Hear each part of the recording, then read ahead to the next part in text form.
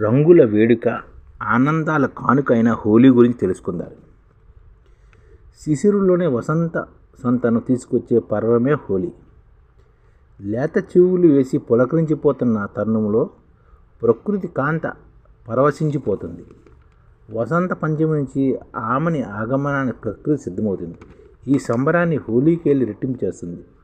ఫాల్గుణోత్సవము, కళ్యాణ పూర్ణిమ, వసంత పూర్ణిమ, హతాసుని పౌర్ణిమ, కాముని పున్నమి, మదనోత్సవము, డోలా పూర్ణిమ, అనంగ పూర్ణిమ ఇలా ఎన్నో పేర్లతో ఫాల్గుణ పూర్ణిమ నాడు హోలీ పర్వదినం నిర్వహిస్తారు. హోలీ పండుగలో ముడిపడిన గాథలు భవిష్య లింగ పురాణంలో కనిపిస్తాయి. ధర్మరాజుకు నారద మహర్షి హోలీ పండుగ నియమాలను విశేషతను వివరించారని భవిష్య పురాణం చెబుతుంది. శివపార్వతులను ఏకం చేసే ప్రయత్నంలో మన్మధుడు శివుడి ఆగ్రహానికి గురై భస్మయ్యాడు.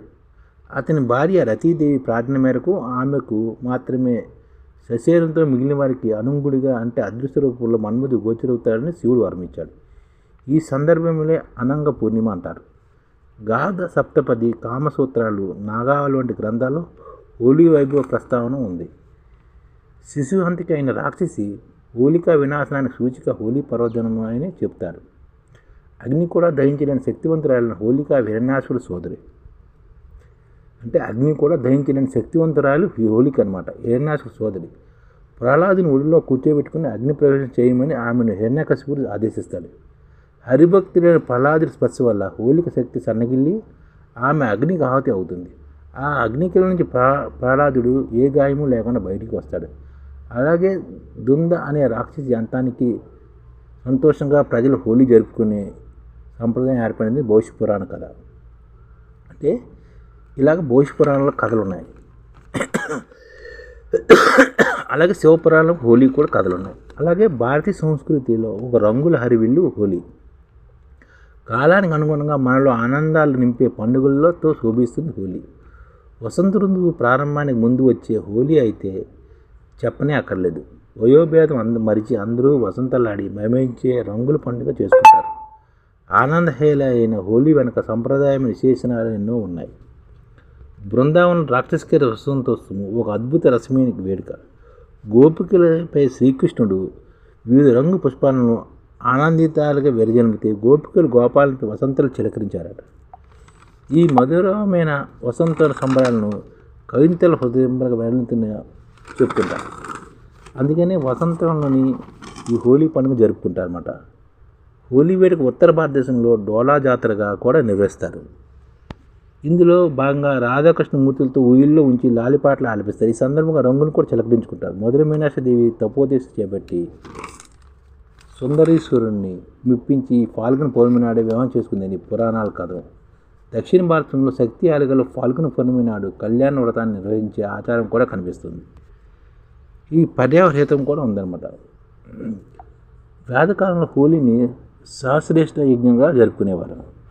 పొలాల్లో సగం పక్వమైన సగం పచ్చిగా ఉన్న ధాన్యాన్ని తెచ్చి హోమాగ్నిపై ఆవు పాలతో పాయసం తయారు చేసేవారు అన్నమాట. పురాణ కాలం నుంచి హోలీ నాడు వసంతలాడే ఆచారం వచ్చింది. ప్రకృతి సహజమైన రంగులతో హోలీ జరుపుకోవాలి. హానికరమైన కృత్రిమ రంగులు చల్లుకునే సంప్రదాయ విరుద్ధం. ఫలపుష్ప రసాలను సమ్మిళితం చేసి రంగులు చిలకరించుకోవచ్చు. పసుపు కలిపిన చందనము, అష్టగంధము, వృక్షమూలాల రసము, మోదిగ పుష్పాల గుజ్జు, మందార పువ్వుల గులాబీ పువ్వుని తీసిన రసం కలిపి జలాన్ని హోలీ రంగులుగా వినియోగించడం మన సంప్రదాయం. పర్యావరణితంగా హోలీ నిర్వహించడం వల్ల మన శరీరానికి మనసుకు ఆహ్లాదం చేకూరుతాయి. మొత్తంగా ఈ పండుగ అంతర్ధానం అందరూ ఉత్సాహంగా ఉండడమే. ప్రకృతిలో వ్యక్తమయ్యే వర్ణ వైవిధ్యాన్ని ప్రతీకగా జనసమూహం ఉత్సాహంగా ఫాల్గుణ పూర్ణిమ నాడు రంగులను చిలకరించుకుంటారు. అచేతు హిమాచలం ఈ పండుగను వేరువేరు ఆచారాలతో విభిన్న నేపథ్యాలతో వివిధ పేర్లతో నిర్వహించుకుంటుంది. ఫాల్గుణ పౌర్ణమి కాస్త అటు ఇటుగా ప్రపంచవ్యాప్తంగా ప్రకృతి సంబంధించిన పండుగలను నిర్వహించుకునే సాంప్రదాయం ఉంది.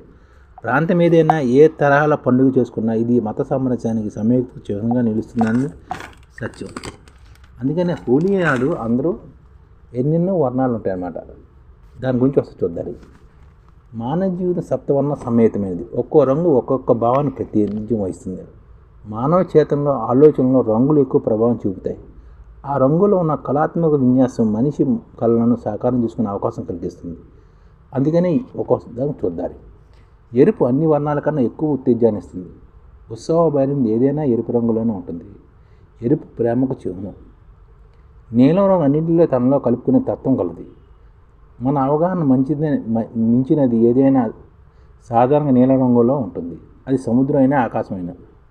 అంటే మన అంచనాలకు మించింది ఏదైనా నీలం రంగులో ఉంటుంది. అది ఆకాశమైన సముద్రమైన.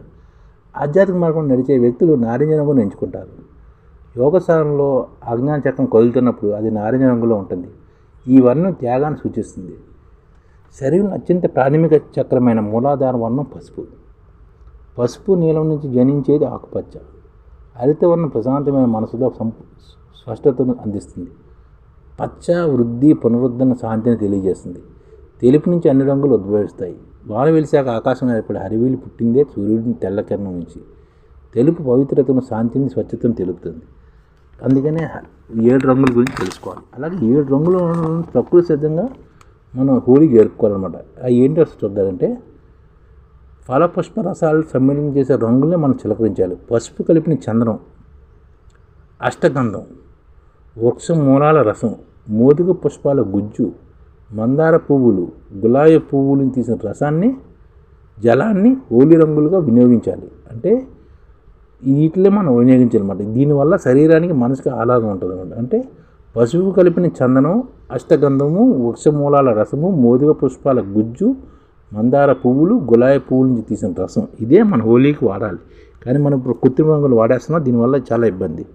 అందుకని ఐడిఎఫ్ ఏం చేస్తుందంటే, మందార పువ్వుల గుజ్జుని, గులాబీ పువ్వుల నుంచి తీసిన రసాన్ని, మోదుగ పువ్వుల గుజ్జుని, వృక్ష మూలాల నుంచి తీసిన రసాన్ని, పసుపు కలిపిన చందనాన్ని, అష్టగంధాలని హోలీ రంగులను వాడేటట్టు చేస్తుంది. 1 కోటి మందికి సంఘటిత రంగాల్లో ఏ విధంగా ఉద్యోగాలు ఇవ్వవచ్చు, కనీస నెల జీతం 30,000 వరకు ఏ విధంగా ఇవ్వవచ్చు, ఏ విధంగా చేస్తే ఉద్యోగాలు సృష్టించబడతాయో వివరిస్తూ ఈ ఛానల్ వీడియోలు వస్తాయి. అలాంటి వీడియోలు మీకు కావాలంటే మన ఐడిఎఫ్ భాస్కర్ ఛానల్ని సబ్స్క్రైబ్ చేసుకోండి. ఐడిఎఫ్ అంటే ఇండియన్ డెవలప్మెంట్ ఫోర్స్. ఈ వీడియోలు చూసిన తర్వాత మీకు నచ్చితే లైక్ చేయండి, మీ ఫ్యామిలీ మెంబర్స్కి షేర్ చేయండి, మరియు మీ ఫ్రెండ్స్కి షేర్ చేయండి. Thank you. నమస్కారం.